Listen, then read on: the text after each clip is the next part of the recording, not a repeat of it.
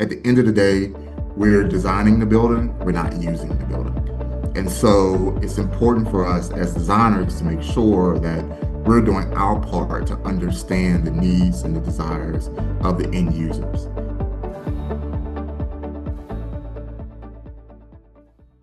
Welcome to our commercial real estate series, Behind the Building, giving the audience a behind the scenes look at different aspects of commercial real estate, featuring industry professionals and leaders who we work with every day to make it all happen. With me today is Marcus Thomas, president of KEi Architecture, an award-winning full-service architecture firm passionate about the built environment and how it influences the world we live in. Welcome, Marcus. Thank you for having me. Looking forward to it. Yeah. So, architecture is such an important aspect of our commercial real estate industry. It Yeah. affects the building's value, how we attract tenants, how we retain tenants. It affects the property's sustainability, efficiency, and overall how it functions. Yeah. So, just it's down to the brass tacks. It's a fundamental of our CRE world.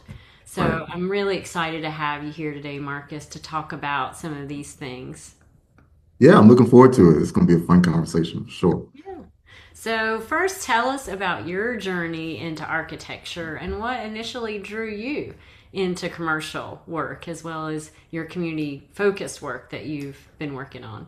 Yeah, my journey to architecture is probably not unlike many architects. I grew up in a small rural town, with a father who was good with his hands, very knowledgeable about construction practices, things of that nature. I was a Lego kid. So that was a big part of my childhood. It still is. I still have fun with Legos, and now I have daughters, and it's fun playing with those things And you with hurt them your as feet well. stepping on them. Well, we haven't gotten to that part yet. We haven't gotten to the big, the small Legos. We're still playing with the big building blocks, but I imagine it's gonna come back around, and I'm gonna be that Yeah. parent stepping on Legos here in the next few years. But yeah, and so that's really what sort of got my mind going. And then when I got into high school, I started out taking a technical drafting course. And the follow-up course to that was architectural drawing, architectural drafting. And then the instructor, who was a mentor of mine, we called him Coach Bear. He told me one day, it was like, you can make some money doing this. He didn't tell me how much money, but he just said you can make some money doing it, and that sort of kicked it off. And my journey took me to Hampton University, where I got a 5-year MArch, and here we are. I love the way you had the high school mentor who shaped your Yeah, ultimate career. And I think it's so important to start in those earlier years, high school, middle school, and high school. It's just critical for shaping how the kids go into these different skilled paths. So, yeah, and I didn't, and growing up, I didn't know any architects. I mean, I didn't have anybody to look up to who was an architect. It just sort of, I was a first generation college student, and it just, him saying that is how I knew what it was, and I still didn't really know what it was, but until I got to Hampton. But that's what really triggered. I think it's important. What you said is critical, especially in smaller rural towns where you don't have a lot of people from different industries to either look up to, or somebody to tell you, hey, this is a career path. This is how you can channel your energy or your talent. So yeah, it was a huge benefit for me to have him, and for him to say that to me. And it mhm. really set me off. I love that story. Yeah. Hats off to him. Yeah. As you talk about your work at KEI, what would you say are some examples of your collaborative design process? And, how does that shape real estate projects that you work on? How do you deliver better value for your owners and investors through this process? Yeah, it's our collaborative design process is critical for how we deliver projects. You know, it's we put a lot of focus on community-driven work. And so a part of that work, we do a lot of community engagement. And that's really critical, especially as we're designing schools or new institutional buildings or even buildings on college campuses or what have you. That input is critical. At the end of the day, we're designing the building, we're not using the building. And so it's important for us as designers to make sure that we're doing our part to understand the needs and the desires of the end users and to do what we can um, in our power to make sure that the design effectively responds to that need. Because at the end of the day, our clients are trusting us with our expertise to be good stewards of the budget. And how the building functions and operates. And it's critical that we get that input early on in the design process to help us um, be good stewards of those funds. hmm So, yeah, when you are starting a new project with a developer, property owner, um, just like the questions that you're asking, what other key market data or site details are you looking at before that design even begins? Yeah. First thing we're probably looking at is context. Context of site. Where is the site located? What's around? Who are the neighbors? Where are the neighbors? Are we abutting a residential neighborhood? Is it in a commercial district? How are people going to interact with the site? Is it a destination where you have to drive to it? Is it a place where people are going to walk by the building regularly? I mean, so those are some of those key early details that we seek to understand and make sure that that not only do we understand how the building needs to operate, but we understand the overall design context to make sure that we're designing a building that's neighborly, if you will. hmm Yeah. So we're in the middle of March Madness, and sports are always a fun thing to talk about. You've Yeah, had extensive experience in sports I related do. Yeah. architecture. Tell us more about some of those projects. Yeah, that's probably one of my favorite project types are big assembly type projects that impact a lot of people. It brings a lot of energy. So I have a lot of experience, as you mentioned, doing sports work. Worked on indoor facilities, worked on football stadiums, arenas, on a smaller scale. We're just now wrapping up.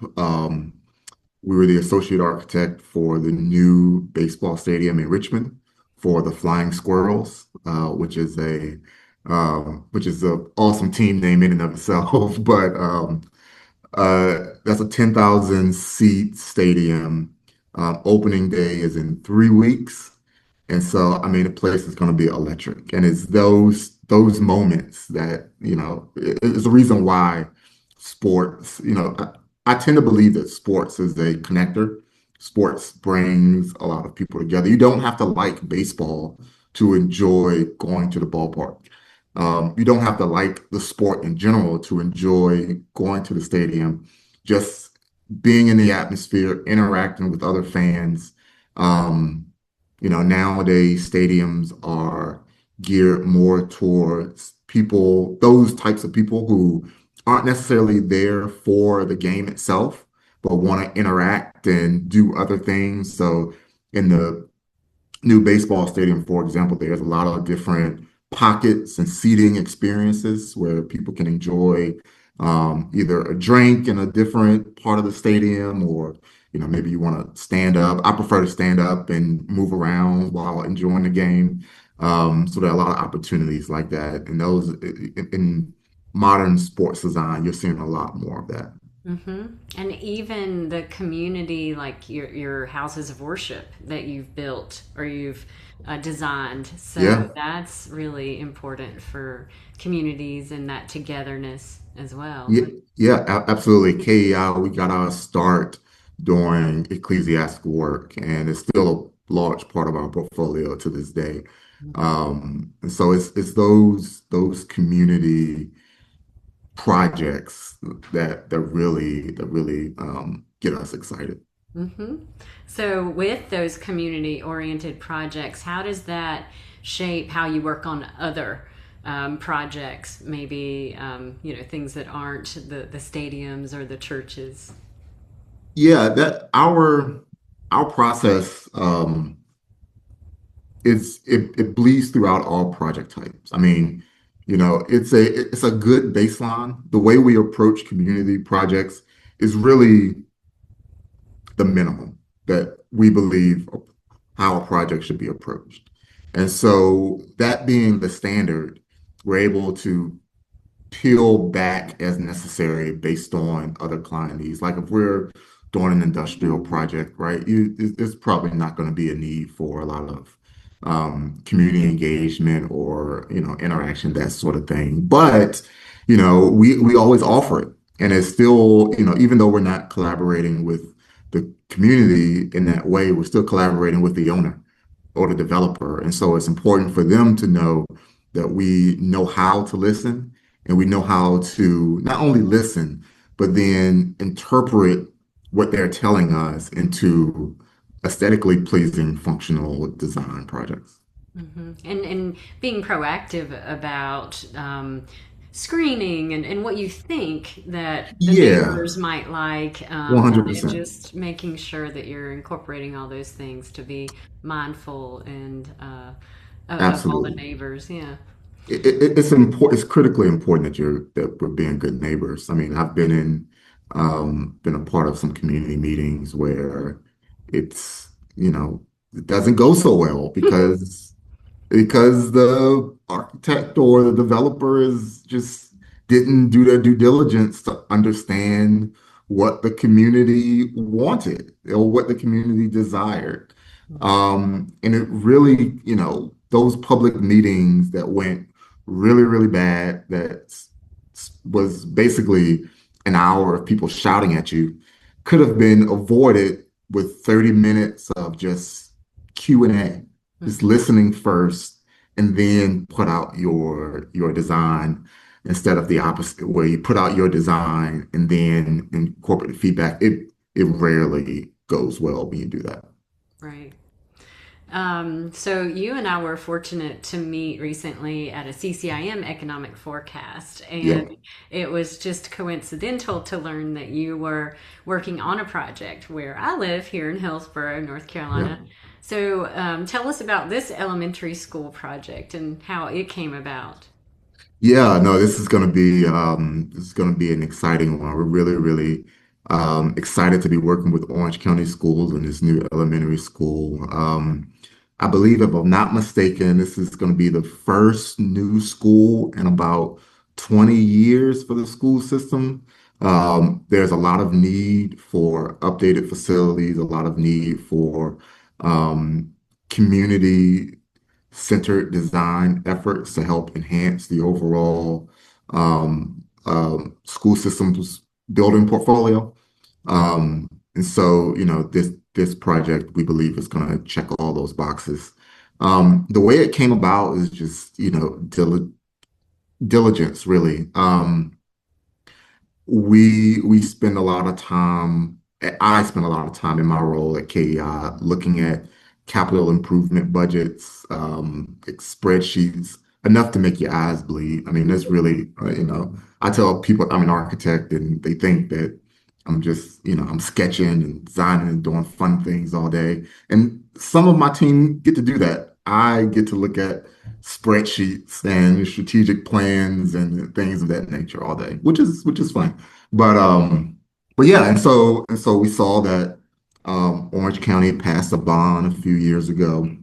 We were fortunate to have a relationship with the COO of Orange County Schools, who asked us to come in shortly after the bond was passed, to come in and help them with some strategic planning on how to distribute the funds. We looked at the school system's portfolio. The Orange County did a pretty well comprehensive building condition assessment a couple years ago. We took all that information, deduced it, understood it, did some community engagement, and then put forth three recommendations on how to allocate the bond funds.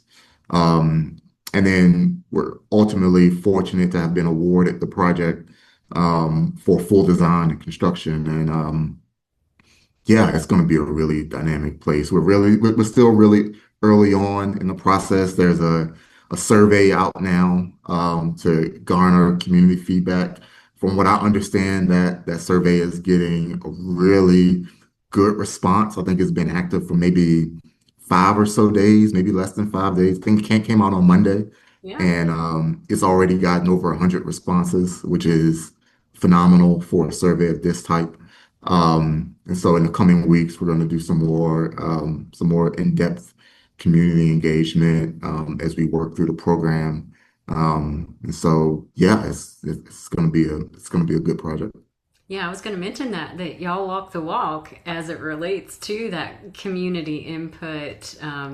As I had received that same survey Yeah, a few days ago, as I have a student in Orange County schools. So yeah, yeah, they're yeah, fortunate to have you on their team, and I can't wait to see how it comes along and what the site plan will look like. And yeah, yeah, yep. More and I soon. think it would be a really cool opportunity to be in time be able to introduce how this came about with school students, K through 12, to be able Yeah, to walk them through all the different steps and yeah, again be able to solicit kiddos going into that field. So yeah. We would love to do great that. I mean, example. I think that's a great idea, and we would love to, be a part of something like that as the project progresses, for Hmm. sure.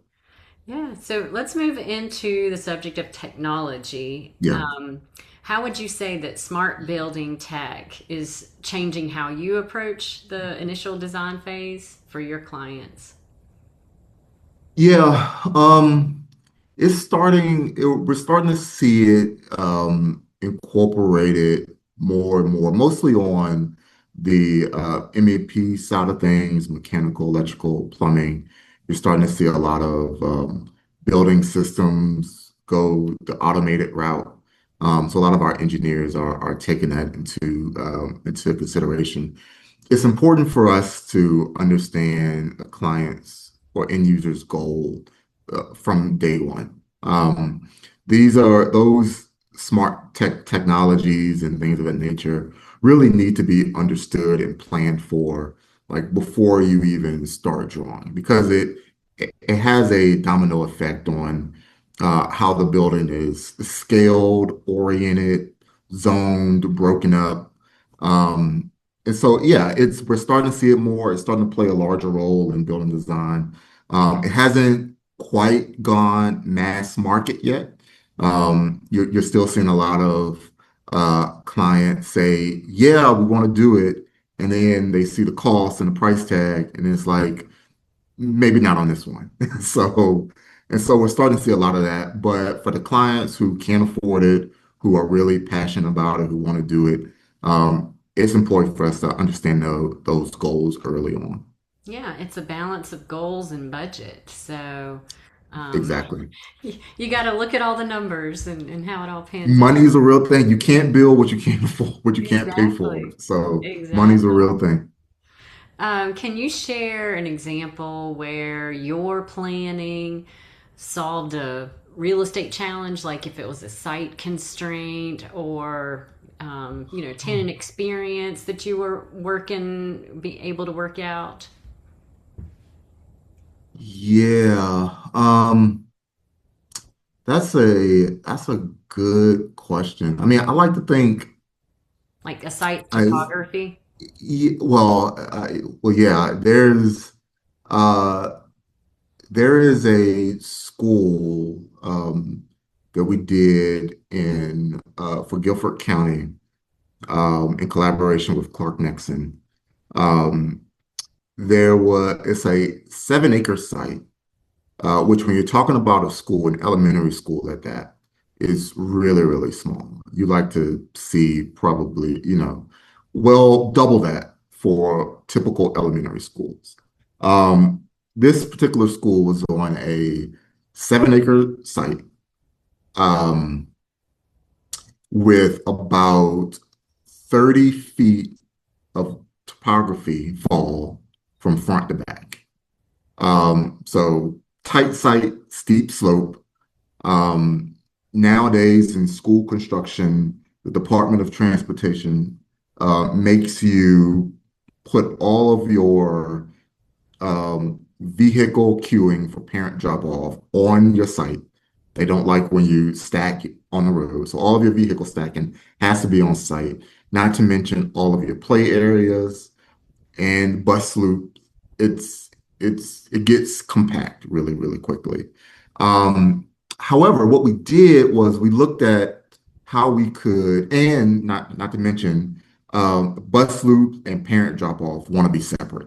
You don't want parents dropping off in the same lanes where buses are also trying to navigate. It causes chaos. Um, and so what we did was we programmed in the school to where we really nestled it in into the hillside, carved out a play area in the center, and we did parent drop off because the community in which we were building the school was mostly um, kids were getting there through parent drop off or walking. So there wasn't many buses. So we put the parent drop off at the bottom of the site and had the drop off come in on the first floor. But the bus loop we were able to situate on the upper end of the site, and those kids came in on the second floor, close to the media center. And so that was a really good, creative, effective way to keep kids from having to regularly traverse up and down steps, which is not a good thing when you're talking about elementary age kids. And it made the site very functional, and it looks really good too as well. I mean, there's the aesthetic aspect. We were able to do some creative things with the massing. There's an outdoor garden, rooftop garden. There's solar panels. I mean, all those cool things. Um, so yeah, I mean that in and of itself was a very creative solution to a site constrained project. So, as we round out this interview and as you have your crystal ball in the future, what design trends or shifts in the industry do you think will be most influential in the real estate development for the next 10 years or so? Yeah, I think we're starting to see a big shift in the delivery of construction projects now. It seems, there were times where, we were only doing design, bid, build, delivery, where you would have an architect contracted with the owner who would do the drawings, and then you would take that drawing set and invite, three or however many contractors to hard bid that set of documents, and then they would take that set of documents and then build from that, and you would get change orders or what have you. And then they shifted to CM at risk, where the owner would still contract with the architect contractor separately, but the contractor would be invited to participate in the early design of the project to help try to keep costs more in line so you can avoid all the costly change orders later. And that's, one of my favorite delivery methods. But we're starting to see now a shift towards design build, where the owner is hiring the contractor who's then hiring the design team. And so instead of the architect working directly for the client like we're used to, we're now working for the general contractor, which is also not a bad delivery method. And we're starting to see a little more of that. A lot of owners are becoming more sophisticated in how to navigate that process. I think owners are gotten a little fed up with the escalation in cost and the inability to appropriately estimate costs early on in the project so that you can budget effectively. So that's what's sort of driving this new trend in project delivery. And I think you'll start to see a lot more of that over the next decade for sure. Yeah, because if you're operating in a kind of a bubble over here, just designing, and you never see how it's actually implemented or what the costs are, Yep. then it doesn't make for a very well ironed project. It- So it- it makes sense exactly. toward the design build model for sure. Exactly. And then I think you're going to start to see a lot more sustainability and resilience baked into projects. I think it's going to become more affordable to do those things. I think architects are getting really smart and savvy on how to make buildings more sustainable without like driving costs all the way up, like doing the small things like air sealing, um, moisture resistance, things of that nature. The small things that that that have a huge impact on longevity of the building and usability of the buildings. And with that, I believe you're gonna start to see a lot more focus put on wellness, user experience, the types of Biophilic spaces, design. biofill, yeah, that sort of thing. Those buzzwords, right? I think you're going to start to see a lot more of that. The types of spaces that go into projects, wellness rooms, mental health is a big thing. Um, I was at a symposium not too long ago, and I didn't even know this, but there's studies out. It was a big trend, and you'll see it in a lot of buildings nowadays about visual stressors. And apparently, as architects, we've even used it in projects, the vertical wood slat paneling you see a lot, Mhm. apparently is a visual stressor to people. And it's so things like that, I think you'll start to see more recognition Wow. of and Wow. Where yeah, psychology and architecture meet. and me, right. Yes. Yeah, 100%. That's really cool. Well, thank you so much, Marcus, for being a part of this Behind the Building series. I really Thank you. appreciate Thank it. you. Looking forward to it. Thank Yeah. you. And I encourage the viewers to reach out to me as I want to be your resource for all things commercial real estate. I can help connect you with Marcus from KEi Architecture if you have any questions about their services that obviously, as we heard today, that they're critical for maximizing the value and function of your property.